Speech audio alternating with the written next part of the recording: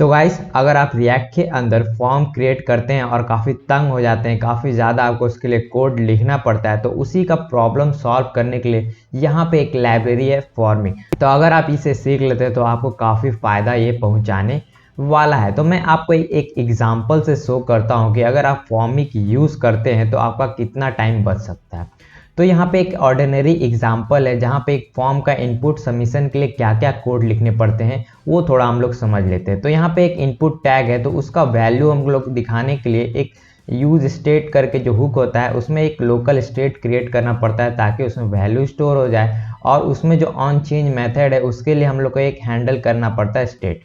ठीक है, तो इस टाइप से काफ़ी मेहनत लगती है उसको हम लोग को कोई भी स्टेट को मैनेज करने के लिए फॉर्म का। ठीक है, तो उसी को आसान बनाने के लिए हम लोग यहाँ पे फॉर्मिक का यूज करने वाले हैं, और इनका टैगलाइन भी यही है कि build forms in React without tears, बिना रोए अपना फॉर्म क्रिएट करे रिएक्ट के अंदर। तो अगर आप गेट स्टार्ट पे जाएंगे तो यहाँ पे काफ़ी अच्छा डॉक्स इन लोगों ने दिया है, और एग्जाम्पल के साथ इन लोगों ने काफ़ी अच्छे से वेल मेंटेन करके सब कुछ एक्सप्लेन किया है। तो ये जो फॉर्मिक का लाइब्रेरी है उसे मैं अक्सर यूज़ करता हूँ मैं डिफरेंट प्रोजेक्ट में। तो मैं आपको एक एग्जांपल शो करता हूँ कि मैंने फॉर्मिक का यूज़ करके कैसे फॉर्म बिल्ड किया है। ठीक है, तो मैं आपको एक प्रोजेक्ट दिखाता हूँ। तो अभी मैं फ़िलहाल इसी प्रोजेक्ट पे वर्क कर रहा हूँ और यहाँ पे मैंने फॉर्मिक का अच्छे से इस्तेमाल किया है। तो अगर मैं कुछ भी डालता हूँ, अगर मेल डालता हूँ और अगर कुछ पासवर्ड लिखता हूँ और पासवर्ड थोड़ा गलत पैटर्न में लिखता हूँ, तो यहाँ पे देखिएगा फॉर्मिक उसे अच्छे से हैंडल कर रहा है और यहाँ पे एरर थ्रो कर रहा है। ठीक है, और उसी तरीके से यहाँ पे मैंने एमसीक्यू क्वेश्चंस को भी हैंडल किया है। ठीक है, तो यहाँ पे देखिए एक डिफरेंट इनपुट टैग है, यहाँ पे क्वेश्चन डाल पा सकते हैं, यहाँ पे ऑप्शन डाल सकते हैं, और उसी तरीके से यहाँ पे सेलेक्ट कर सकते हैं, और चाहे तो ऑप्शंस को यहाँ से हम लोग बढ़ा भी सकते हैं, जैसे कि और ऑप्शन चाहिए इस क्वेश्चन में, तो मैक्सिमम यहाँ पे 6 ऑप्शंस हमें शो हो रहे हैं। उसी तरीके से यहाँ पे टैग भी ऐड कर सकते हैं। तो ये आप जितनी भी चीज़ें देख रहे हैं ना उसमें मैंने फॉर्मिक का यूज़ किया है, और ये मेरा काम काफ़ी आसान हो गया, और कोड इसका मेंटेनेंस में भी मुझे कोई दिक्कत नहीं हो रही है। ठीक है, तो हम लोग क्या क्या बनाने वाले हैं, तो मैंने एक सिंपल सा स्केच बना लिया है कि क्या क्या बनाएंगे। तो यहाँ पे कुछ नेम फील्ड होंगे, पासवर्ड फील्ड होंगे, और यहाँ पे आप देख रहे हैं एक यहाँ पे नेस्टेड फील्ड, यहाँ के एक ही ऑब्जेक्ट में अगर 2 फील्ड स्टोर कराने हैं तो वो भी हम लोग फॉर्मिक के थ्रू सीखेंगे।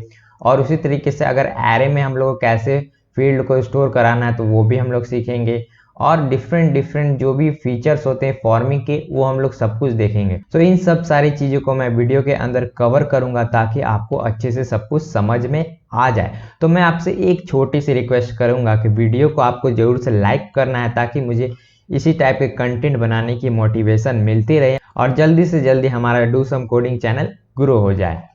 तो चलिए हम लोग सबसे पहले इनिशियली स्टार्ट करते हैं इसका प्रोजेक्ट सेटअप से। तो मैं क्या करता हूँ, एक रिएक्ट का ब्रांड न्यू प्रोजेक्ट मैं क्रिएट कर लेता हूँ। तो मैं यहाँ से एक कमांड प्रॉम्प्ट खोलता हूँ और एकदम ब्रांड न्यू प्रोजेक्ट खोलेंगे ताकि अगर आप कंप्लीटली बिगिनर भी है ना तो कोई दिक्कत नहीं। अगर आपको रिएक्ट का प्रोजेक्ट बिल्ड करना आता है तो आप इस सेक्शन को थोड़ा सा स्किप भी कर सकते हैं, अगर नहीं करना है तो बने रहिए। इसका नाम फॉर्मिक ही रख देते हैं। तो यह इंस्टॉलेशन हो रहा है तो थोड़ा वेट कर लेते हैं जब तक ये इंस्टॉल होता है। तो हमारा प्रोजेक्ट यहाँ पे इंस्टॉल हो चुका है। तो चलिए इसको VS कोड से खोलते हैं। तो VS कोड खोलने के लिए आपको कोड डॉट लिखना है, तो आपका ये जो प्रोजेक्ट है वो VS कोड से खुल जाएगा। तो यहाँ पे क्या हुआ, मैंने ऊपर वाला फोल्डर खोल लिया, तो एक बार मैं उस फोल्डर में चला जाता हूँ जो कि था फॉर्मिक। ठीक है, अब यहाँ से खोलते हैं ताकि जिस डायरेक्टरी में हमारा प्रोजेक्ट है वो खुले। तो यहाँ पे थोड़ा सा क्लीन अप कर लेते हैं ताकि फटाफट से कोड लिखा जा सके। ठीक है, तो यहाँ पे सबसे पहले तो एक मैं सोर्स फोल्डर क्रिएट कर लेता हूँ। ठीक है, तो पब्लिक के अंदर नहीं होगा, बाहर में होगा, और इसके अंदर हम फटाफट से index.js वाला फाइल क्रिएट कर लेंगे। तो फटाफट से यहाँ लिखेंगे import react from react, import react DOM from react DOM, और एक ऐप को भी इंपोर्ट कर लेंगे जो भी हम बनाएंगे कंपोनेंट, और यहाँ पे जो रिएक्ट डॉम है उससे हम लोग एलिमेंट रेंडर कर लेते हैं। ठीक है, तो ये एलिमेंट रेंडर हो गया, और यहाँ पे हम लोग बनाएंगे app.js करके कंपोनेंट, और यहाँ पे एक स्निपेट यूज़ करते हैं फटाफट से कोड जनरेशन के लिए। तो पिछले वीडियो में मैंने इसको अच्छे से बताया कि स्निपेट कहाँ से लाएं। तो एक एक्सटेंशन है जिसका यूज़ करके हम लोग स्निपेट जनरेट कर सकते हैं। तो अब हम लोग यहाँ करेंगे सबसे पहले क्या, फॉर्मिक को इंस्टॉल करेंगे। अभी फिलहाल हमारे प्रोजेक्ट में देखिए पैकेट.जेसन में फॉर्मिक इंस्टॉल नहीं है, तो हम लोग सबसे पहला काम वही करने वाले हैं। तो यहाँ पे इसके डॉक्स में जाएंगे, तो मैं थोड़ा फॉन्ट बड़ा कर देता हूँ, शायद से आपको विजिबल नहीं होगा। तो इसको उठाएंगे और यहाँ पे जाके पेस्ट करके इसको इंस्टॉल करेंगे। तो जब तक ये इंस्टॉल होते हैं तो मैं आपको कुछ डॉक्स दिखा देता हूँ। तो यहाँ पे आप सबसे नीचे जाएंगे तो आपको यहाँ पे फॉर्मिक करके कंपोनेंट दिख रहा होगा। तो यही मेन कंपोनेंट है, इसी के अंदर हमारा जो भी फॉर्म्स होगे ना इसके अंदर लिखा जाएगा। तो सिंपली हमें क्या करना है, फॉर्मिक को इंपोर्ट करना है। तो हम लोग का शायद से इंस्टॉल हो चुका होगा, हाँ ये इंस्टॉल लगभग से हो गया। तो हम लोग क्या करते हैं, इसे यहाँ पे पेस्ट कर देते हैं। तो हमारा फॉर्मिक के अंदर से इंपोर्ट हो गया फॉर्मिक का कंपोनेंट। एक और कंपोनेंट चाहिए जो कि है फॉर्म, ठीक है। तो ये बेसिकली दो कंपोनेंट हैं और एक सिंपल सा एक फील्ड कंपोनेंट है। तो आप फील्ड कंपोनेंट को जो इनपुट टैग होता है ना HTML का, उससे कंपेयर कर सकते हैं। इसी के अंदर हम लोग बेसिकली इनपुट लिखने वाले हैं, लेकिन इसमें कुछ एक्स्ट्रा पावर है जो कि फॉर्मिक देता है। तो सबसे पहले तो हम लोग को फॉर्मिक का जो कंपोनेंट है उसको यहाँ लिख देते हैं और उसके जस्ट हम लोग चाइल्ड में फॉर्म को लिखेंगे और फॉर्म के अंदर हम लोग लिखेंगे फील्ड। तो यहाँ पे गिटहब को पायलट काफ़ी हेल्प कर रहा है। अगर मैं टैब दबाता हूँ तो ऑटोमेटिक लिखा गया, ठीक है। तो ये फील्ड कंपोनेंट है। तो यहाँ पे आप देखिए एक नेम करके प्रॉप्स है, ठीक है। तो नेम का प्रॉप से क्या मिल रहा है हम लोग को, तो फॉर्मिक के अंदर कुछ हम लोग को पहले प्रॉपर्टीज पास करनी है। तो सबसे पहला है इनिशियल वैल्यूज। तो हमारा जो भी इनपुट होगा ना उसको हम लोग को कुछ इनिशियल वैल्यूज देना होगा। तो नेम फील्ड हम लोग यहाँ पे लिखेंगे। तो एक चीज़ आप ध्यान रखें, ये जो नेम है इससे मैच करना चाहिए, नहीं तो आपका सही से काम नहीं करेगा, एरर थ्रो करेगा। और ये जो इसके अंदर आप जो भी लिखेंगे तो इस फील्ड टैग के अंदर ऑटोमेटिक वो वैल्यू चला जाएगा। तो मैं आपको दिखाता हूँ।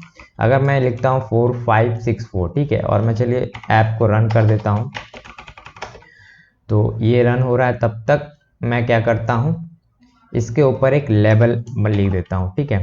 तो लेबल में हम लोग लिखेंगे नेम, ठीक है। तो देखिए यहाँ पे ऑटोमेटिक पहले से फील्ड में वैल्यूज आ गए। तो यहाँ इनिशियल वैल्यू में अगर जो भी लिखेंगे ना वो एग्जैक्ट देखिए यहाँ पे आ जाएगा, ठीक है। मैं इसको रिलोड करता हूँ तो आप देख पा रहे हैं यहाँ पे वैल्यूज आ रहे हैं। तो इनिशियल वैल्यू से हम लोग ये सेट कर सकते हैं। तो एक बार फिर से मैं बता दूं कि ये जो नेम है दोनों का सेम होना चाहिए, नहीं तो अच्छे से काम नहीं करेगा। तो हम चलिए एक और फील्ड क्रिएट करते हैं। दूसरा फील्ड होगा हमारा नंबर का। तो हम यहाँ पे फोन लेंगे, ठीक है, और क्या करते हैं इसके नीचे ब्रेक पॉइंट ले लेते हैं और यहाँ पे सिंपली क्या करेंगे, इसी को कॉपी पेस्ट करते हैं ताकि फटाफट से हो जाए। और यहाँ टाइप में हम लोग ये होगा नंबर, ठीक है। तो ये जो नेम है अब हम लोग को इसको असाइन करना है। तो इस फोन को उठा के यहाँ पे पेस्ट कर देते हैं, ठीक है। तो अगर मैं यहाँ पे कुछ लिखता हूँ, देखिए मैंने ये नंबर लिखा है और यहाँ पे मैं रिलोड करता हूँ तो देखिए यहाँ पे वैल्यूज आ गई ना। और मैं अगर इसे इंक्रीमेंट करता हूँ तो देखिए इंक्रीमेंट भी हो रहा है ये नंबर। तो यहाँ पे लेवल को चेंज कर देते हैं, फोन कर देते हैं, बेटर रहेगा। तो ये तो हो गया इनिशियल वैल्यू। तो फिलहाल हम लोग को इनिशियल वैल्यू को हटा के रखना है, इसमें अभी फिलहाल कुछ देना नहीं है। तो अब देखिए मैं रिलोड करूँगा तो ये एम्प्टी हो जाएगा। तो इसके अंदर हम लोग कुछ वैल्यूज पास करेंगे। तो हम लोग को सबमिट भी कराना है। तो क्या करेंगे, फॉर्म के जस्ट अंदर हम लोग को एक सबमिट बटन चाहिए। तो हम लोग लिखेंगे बटन, ठीक है, और इसका जो टाइप होगा वो क्या होगा, सबमिट होगा। सबमिट ले लेंगे और इसके अंदर लिखते हैं सबमिट, ठीक है। और यहाँ पर भी एक ब्रेक पॉइंट ले लेते हैं नीचे में भी। और चलिए अब देखते हैं, तो इसका ब्रेक पॉइंट 2 कर देते हैं। तो मैं कोई CSS यूज़ नहीं कर रहा हूँ ताकि जल्दी जल्दी कर पाऊँ, ठीक है। तो 2 ब्रेक पॉइंट से ज़्यादा अच्छा लग रहा है तो मैं इसको रिप्लेस कर देता हूँ 2 ब्रेक पॉइंट से। तो अब गैप हो गया है, सही दिख रहा है। तो चलिए अब हम कुछ सबमिट करते हैं। तो सबमिट मैं करता हूँ तो देखिए कुछ होता है कि नहीं। अगर मैं यहाँ कुछ लिख रहा हूँ, नंबर में भी कुछ लिख देते हैं और सबमिट करते हैं तो कुछ नहीं हो रहा है। तो इसका लॉग भी नहीं आ रहा है। तो उसके लिए हम लोग क्या कर सकते हैं, यहाँ पे जो इनिशियल वैल्यूज़ का एक यहाँ पे ऑब्जेक्ट हम लोग पास करें, उसी तरीके से यहाँ पे ऑन सबमिट का भी एक फंक्शन हम लोग पास कर सकते हैं, जो कि कब कॉल होगा, जब भी हम लोग सबमिट वाला बटन को कॉल करेंगे, यानी उस पर क्लिक करेंगे। तो यहाँ पे इसके वैल्यूज़ ले लेते हैं फंक्शन के पैरामीटर्स में और इसको लॉक कराते हैं। तो वैल्यूज़ आ गया और अब चलिए चेक करते हैं। तो मैं कंसोल ज़रा खोल लेता हूँ, थोड़ा बड़ा कर देते हैं। तो अब देखिएगा यहाँ पे क्या होता है, थोड़ा मैं एरर्स को वार्निंग को हटा देता हूँ और सबमिट पे क्लिक करता हूँ। तो देखिए यहाँ पे एक ऑब्जेक्ट में एग्जैक्ट वही वैल्यूज़ आ गए, जो यहाँ पे वैल्यूज़ थे ना, उसी में फील्ड में वैल्यूज़ ऐड हो गए और यहाँ पे आपका फॉर्मिंग स्टेट भी मेंटेन कर रहा है। तो आपको कोई अलग से यूज स्टेट हुक की ज़रूरत नहीं पड़ेगी, इसी में सारा चीज़ यहाँ पे हैंडल हो रहा है। तो हम लोग चल लेते हैं कि क्या क्या और बना सकते हैं। तो हम लोग पासवर्ड फील्ड एक चलिए बना के देखते हैं फटाफट से। तो इसी फील्ड को हम लोग क्या करेंगे, पासवर्ड फील्ड में कन्वर्ट करेंगे। तो यहाँ लिखेंगे पासवर्ड और टाइप में होगा पासवर्ड, ठीक है। और यहाँ पे हम लोग को लिखना है पासवर्ड। तो अब मैं अगर यहाँ पे कुछ टाइप करता हूँ, ठीक है, और चलता हूँ यहाँ पे और मैं क्लिक करता हूँ सबमिट पे, तो देखिए यहाँ पे एरर थ्रो कर रहा है, बोल रहा है कि ये जो कंपोनेंट चेंज हो रहा है उसको कंट्रोल नहीं कर पा रहा है। तो ये ऐसा इसलिए हो रहा है क्योंकि यहाँ पे हम लोगों ने इनिशियल वैल्यूज को पास नहीं किया है, ठीक है। तो यहाँ पे हम लोग सिंपली लिखेंगे पासवर्ड और इसका इनिशियल वैल्यू एम्प्टी कर देंगे, ठीक है। तो अब चलिए देखते हैं, सबमिट पे क्लिक करते हैं। तो ये एरर अब चला गया है। तो यहाँ पासवर्ड भी देखिए शो कर रहा है, आ रहा है ना। तो अब चलिए देखते हैं दूसरा एलिमेंट हम लोगों को क्या बनाना है। तो मैं थोड़ा जूम कर लेता हूँ, ये थोड़ा आपको देखने में दिक्कत हो रहा होगा।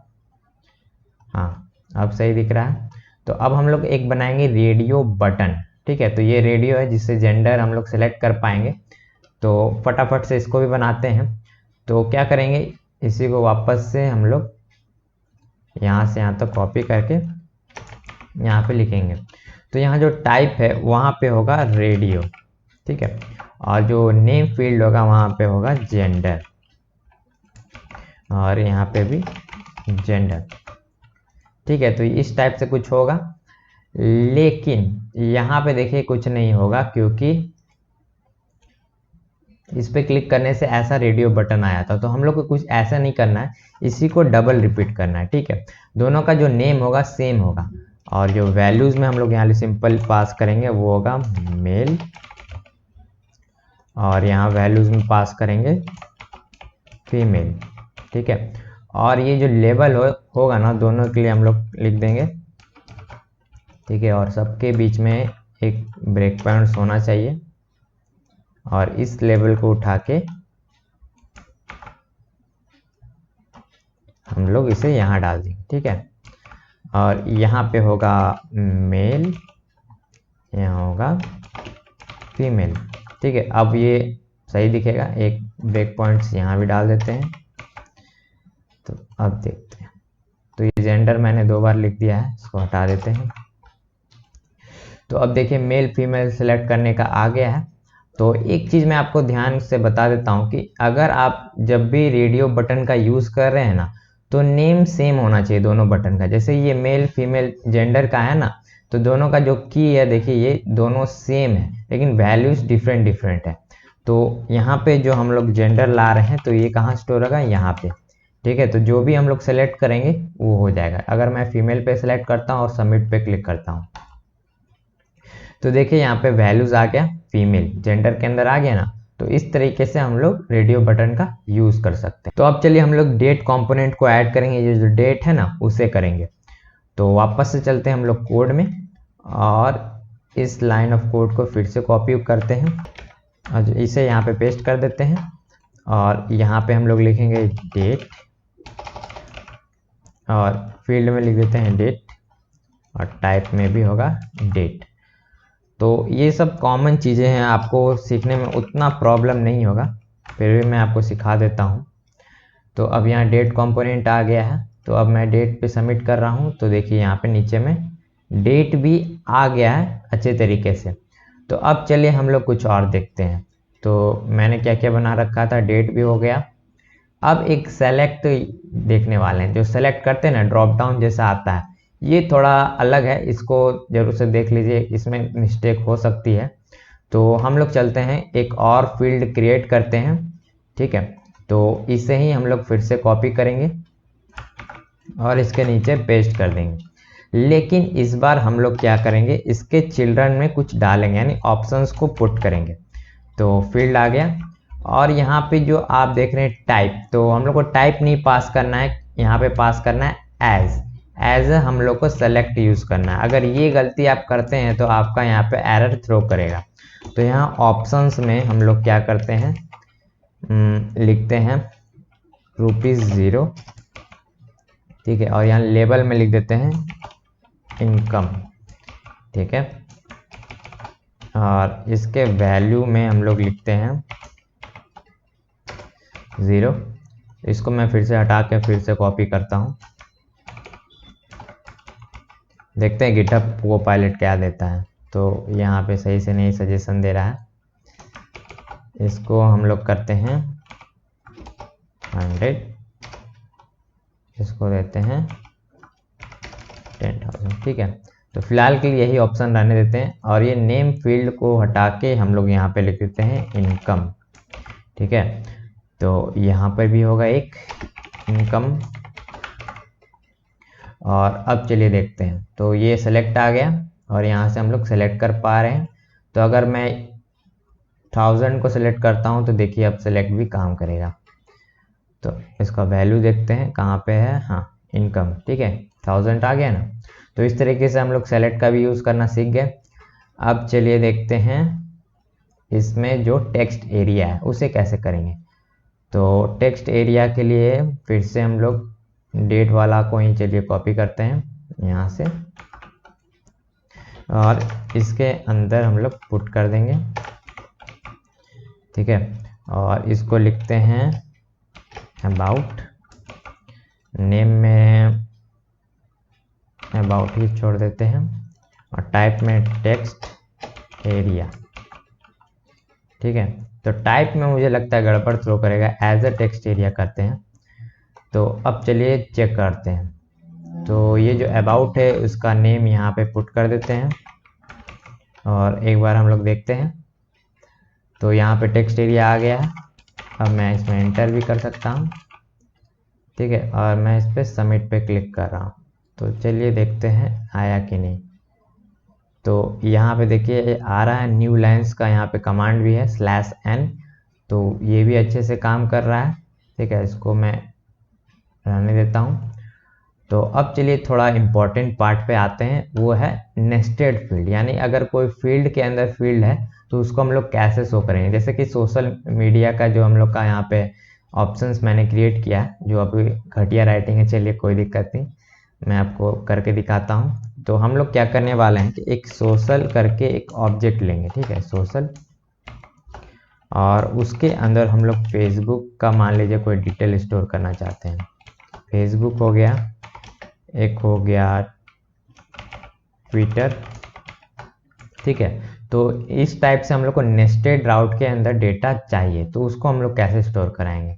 तो ये करना काफ़ी आसान है। तो चलिए इस नेम फील्ड वाले को ही यहाँ से कॉपी करते हैं और यहाँ पे हम लोग उसे पेस्ट कर देते हैं और ये ब्रेक पॉइंट्स भी ज़रूरी है, ठीक है। तो यहाँ पे हम लोग लिखेंगे सोशल, ठीक है। नेम फील्ड में होगा, यहाँ पे ध्यान का देने वाली बात है, social.facebook, ठीक है। तो इसमें फेसबुक का वैल्यू आएगा। तो यहाँ पे एक और लेबल दे देते हैं फेसबुक के लिए, और जो ट्विटर है उसके लिए भी एक दे देते हैं। यहाँ पे मैं फेसबुक कर देता हूँ और इसको कर देते हैं ट्विटर, ठीक है। और फटाफट से ब्रेक भी दे देते हैं, ठीक है, ब्रेक आ गया। तो देखिए यहाँ पे 2 बन गए ना, तो यहाँ पे मैं सिंपल फेसबुक ही लिख देता हूँ। तो देखिए यहाँ दोनों में एक साथ वैल्यू लिखा रहा है। वो क्यों लिखा रहा है, क्योंकि ये जो नेम फील्ड है दोनों का कॉमन है। तो इसको मैं ट्विटर कर देता हूँ। तो डॉट ऑपरेटर का यूज़ करके हम लोग क्या कर पा रहे हैं, इसके ऑब्जेक्ट की जो की है उसको एक्सेस कर पा रहे हैं, ठीक है। तो अगर मैं अब यहाँ ट्विटर लिखता हूँ फेसबुक का स्पेलिंग कर देते हैं ठीक, और इसको करते हैं ट्विटर। ठीक है, सबमिट करते हैं। अब तो देखिए यहाँ पे सोशल करके जो ऑब्जेक्ट है उसके अंदर वैल्यूज भी आ गए। ठीक है, तो इस टाइप से हम लोग नेस्टेड ऑब्जेक्ट को स्टोर कर सकते हैं। उसी तरीके से अगर हम चाहें तो एरे को भी स्टोर कर सकते हैं। तो इस बार क्या करते हैं, इसको एरे बना लेते हैं। तो इस बार मैं क्या करता हूँ, इसको एरे बना लिया। और एरे का एलिमेंट एक्सेस करना काफ़ी आसान है। यहाँ पे सिंपली हम लोग 0th एलिमेंट पर जाएंगे। ठीक है, और यहाँ पे सोशल का हम लोग इंडेक्स 1 पे आएंगे। ठीक है, अब चलिए सबमिट करते हैं। तो इस बार देखिए एरे में आएगा वैल्यू, तो नहीं आया वैल्यू एरे में। एक बार रिलोड करते हैं, इसको एक बार दोबारा सेव करते हैं और इस बार देखते हैं फेसबुक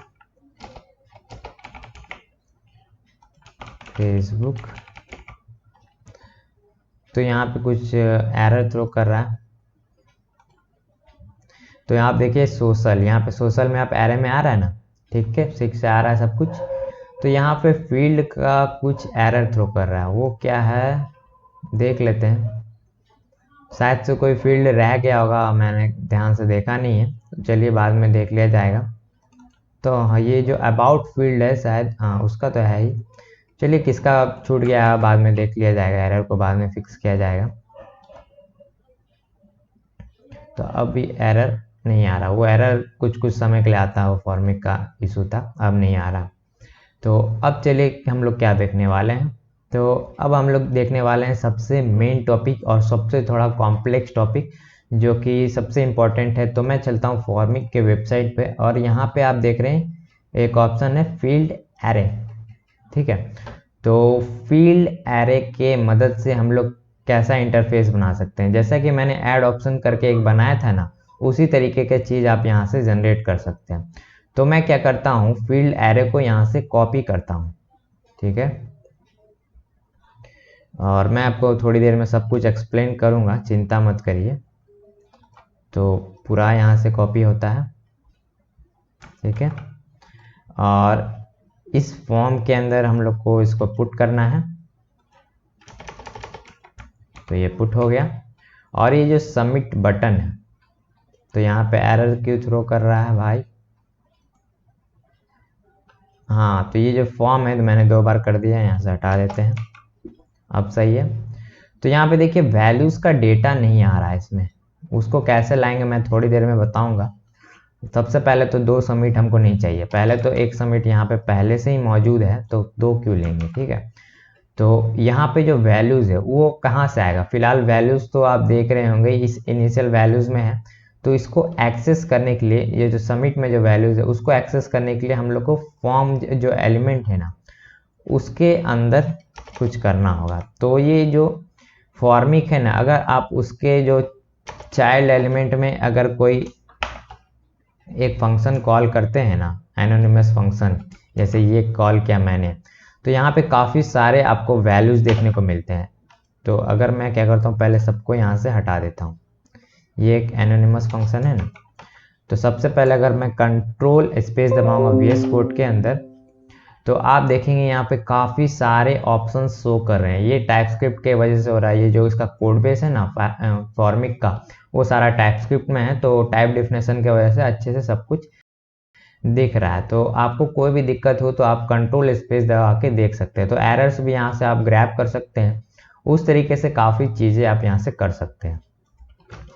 तो हम लोग को यहाँ पे चाहिए वैल्यूज़। ठीक है, तो फिलहाल वैल्यूज़ ही चाहिए।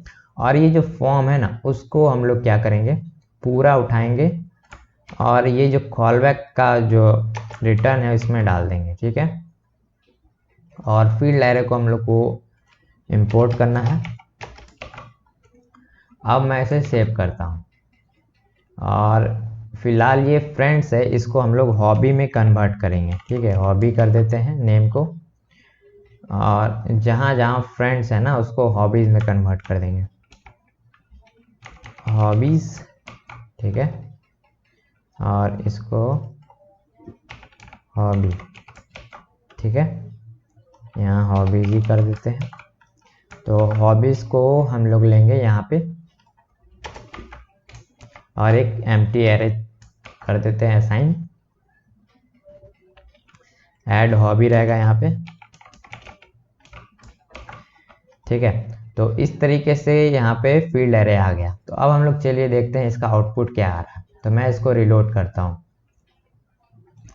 तो शुरुआत में क्या हो रहा है, यहाँ पे जो हॉबीज है वो एम्प्टी एरे है, यानी कोई भी इनपुट नहीं है। तो यहाँ पे एक लॉजिक लिखा हुआ है, अगर जो हॉबीज का लेंथ है ना उससे कम होगा, 0 से कम, तो हम लोग क्या शो कराएंगे, ये चीज शो कराएंगे, यानी ये बटन शो होगा। जिससे क्या होगा, एरे हेल्पर करके एक यहाँ पे मेथड है, यहाँ से हम लोग रेंडर मेथड से ले रहे हैं इसका। तो इसमें क्या करेगा, एक एलिमेंट एम्प्टी पुश कर देगा, यानी क्या करेगा, ये एरे हेल्पर जाके जो ये एरे देख रहे हैं ना, इसमें जाके यहाँ पे एक एम्प्टी एरे पुश कर देगा। और उसके लिए एक क्या करेगा, यहाँ पे एक फील्ड क्रिएट कर देगा। जैसे कि मैं दिखाता हूँ, हाँ, ये फील्ड क्रिएट कर देगा और जो हॉबीज का जो इंडेक्स यहाँ पे एक असाइन कर देगा, ठीक है। तो जिससे होगा क्या कि हम लोग का एरे में हम लोग डेटा पुट कर पाएंगे। और अगर हम लोग जो ये बटन यानी माइनस वाला बटन का यूज करते हैं तो ये जो हॉबीज वाला फील्ड है वो डिलीट हो जाएगा। उसी तरीके से अगर मैं प्लस पे करूंगा तो एक और फील्ड यहाँ पे इंसर्ट हो जाएगा, जैसे कि एरे हेल्पर इंसर्ट, यानी ये क्या करेगा, फिर से हमारा एक और इंसर्ट कर देगा। एक उस पर क्लिक करेंगे तो एक और इंसर्ट होगा। तो इस टाइप से कुछ लॉजिक हमारा काम कर रहा है। तो ये जो एरे हेल्पर्स है, ठीक है, तो इसके अंदर काफ़ी सारे फंक्शंस मिलते हैं, यानी काफ़ी सारे ऑप्शन, जैसे pop, push, name, swaps, unshift. तो जैसे जैसे इनका ज़रूरत पड़ेगा वैसे वैसे इनका यूज़ कर सकते हैं। तो इसी मेथड के अंदर सारे कुछ यहाँ पे प्रॉपर्टीज असाइन है, जैसे रिमूव, इंसर्ट, ठीक है। तो चलिए इसका यूज केस देखते हैं। तो अभी फिलहाल एरे में कोई एलिमेंट नहीं है, इसलिए ये बटन शो कर रहा है ऐड अ हॉबीज। इस पर मैं जैसे ही क्लिक करता हूँ तो यहाँ पे देखिए एक इनपुट आ गया। तो मैं हॉबीज में एक गेम्स लिख देता हूँ। अगर मुझे एक और हॉबी ऐड करना है तो मैं प्लस पे क्लिक करूँगा और यहाँ पे मैं लिखूँगा यूट्यूब, ठीक है, प्लस करूँगा। अब मैं लिखूँगा वॉचिंग मूवीज, ठीक है। और अगर मैं चाहता हूं कि ये फील्ड मैंने ज़्यादा ऐड कर लिया तो मैं माइनस पे इस पे जस्ट क्लिक करूंगा तो ये फील्ड गायब हो गया। और जैसे ही सबमिट पे क्लिक करेंगे तो आप देखिएगा हॉबीज़ के अंदर डेटा फिल हो चुका है। तो इसका यूज़ केस मैंने आपको कहाँ पे दिखाया था, तो मैंने स्टार्टिंग में ही वीडियो के दिखाया था कि ऑप्शंस ऐड करने आ रहा था ना, जैसे हम लोग MCQs में ऑप्शन ऐड कर रहे थे। तो उस जगह पे मैंने इस चीज़ का यूज़ किया था ताकि अच्छे से मैं उसको हैंडल कर पाऊँ। तो आपको अब समझ में आ गया होगा, ये काफ़ी अच्छा यहाँ पे कंपोनेंट है जो कि है फील्ड एरे। तो फील्ड एरे का आपको यूज़ समझ में आ गया होगा। तो अगर आपको कोई भी दिक्कत हो तो आप ये स्निपेट देख सकते हैं। तो बेसिकली यहाँ पे क्या हो रहा है कि जो वैल्यूज़ में जो फ्रेंड्स है, यानी कि ये जो आप देख रहे हैं एरे, तो उसमें क्या हो रहा है, लूप चल रहा है मैप का और उसी पे यहाँ पे सारा एलिमेंट जनरेट हो रहा है। तो अगर आप जरा सा भी रिएक्ट के बारे में जानते हैं तो ये कोड समझना आपके लिए कोई दिक्कत वाला बात नहीं है, ठीक है। तो मैंने आपको बेसिक समझा दिया। तो आपको लगभग से मैंने जहाँ जो जो चीज़ यहाँ पे लिख रखा था ना, मैंने वो सब कुछ समझा दिया, ठीक है। तो अब हम लोग देखेंगे इमेज अपलोड। तो उससे पहले एक और चीज़ मैं बात करूँगा एरर हैंडलिंग के बारे में, जिससे एरर मैसेज होता है। तो ये एरर मैसेज वाला जो कंपोनेंट है वो हम लोग क्या कर सकते हैं, फील्ड के नीचे असाइन करके, और ये जो नेम प्रॉपर्टी उन लोगों का सेम रख सकते हैं। जैसे इस फील्ड का नेम ईमेल है, उसी तरीके से इसको भी सेम रखना है। लेकिन इसमें दिक्कत क्या है, अगर मैं सर्च करता हूँ वैलिडेट, तो यहाँ पे एरर शो कराने के लिए हम लोग को इस टाइप का कुछ लिखना पड़ता है। लेकिन इसी को सिंपली तरीके से हम लोग क्या कर सकते हैं, यप करके एक लाइब्रेरी आता है जो कि इसके साथ काफ़ी अच्छा मैच होता है। तो उसके थ्रू हम लोग अच्छा यहाँ पे शो करा सकते हैं। तो मैंने आपको एक साइन इन फॉर्म दिखाया था जिसमें मैंने एरर शो करा के दिखाया था, तो मैंने उसे यप से ही लिखा था। तो यप के ऊपर मैं इस वीडियो के बाद लाने वाला हूं ताकि मैं आपको एरर हैंडलिंग भी सिखा दूं। लास्ट में क्या था, एक इमेज कंपोनेंट। तो इमेज कंपोनेंट को भी हम लोग अब नेक्स्ट वीडियो में सीखेंगे। तो यहाँ तक आपको फॉर्मिक के बारे में अच्छा ओवरव्यू मिल गया होगा। तो नेक्स्ट वीडियो में हम लोग क्या सीखने वाले हैं, पहला तो एक अपलोड इमेज का देखेंगे कि कैसे हम लोग इमेज अपलोड कर सकते हैं और उसे यहाँ पे शो कराएंगे। दूसरा हम लोग अब क्या करेंगे, एरर हैंडलिंग करेंगे। ठीक है, तो होप से आपको फॉर्मिक के बारे में सब कुछ अच्छे से समझ में आ गया होगा। अगर समझ में आया और अगर आपको पढ़ाने की स्टाइल पसंद आया तो वीडियो को जरूर से लाइक करिएगा और मैं आपसे मिलता हूँ नेक्स्ट वीडियो में। तब तक के लिए बाय बाय।